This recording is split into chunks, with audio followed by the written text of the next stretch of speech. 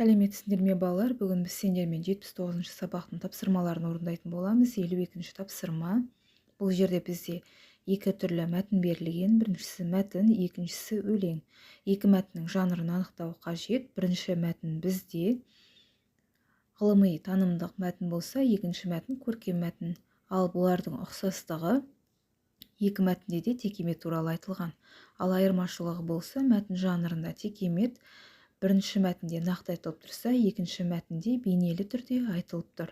53-ші тапсырма. Түбір сөздерді, тәуелденген сөздерді салыстыр. Түбір сөздер бұл жерде білек, моншақ, халық, аспап, тарақ, әріп. Тәуелденген сөздер білегім, моншағым, халқы, аспабым, тарағы, әрпім.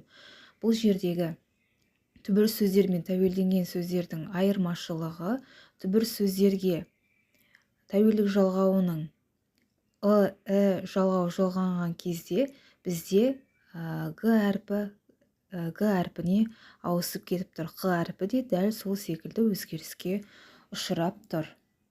Енді осы тәуелденген сөздермен сөйлем құрастырып жазу қажет. Бірінші сөйлем: анам білегіме моншақ тақты. Екінші сөйлем: менің моншағым өте әдемі. Үшінші сөйлеміміз: біздің халқымыз мейірімді әрі тату. Төртінші сөйлеміміз: әкемнің аспабы әрдайым орнында тұрады. Бесінші сөйлем: тарақтың түсі ерекше екен.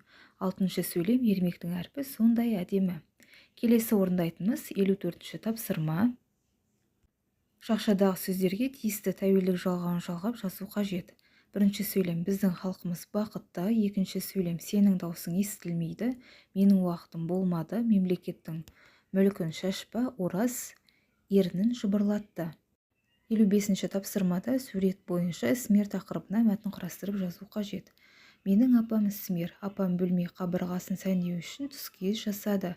Біздің үйде ұлттық жиһаздар мен апамның қолынан жасалған әртүрлі заттар бар.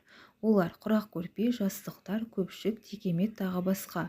Бұлардың барлығы алтын зерлі жіппен, ұсақ моншақтармен сән беру үшін кестеленіп жасалған.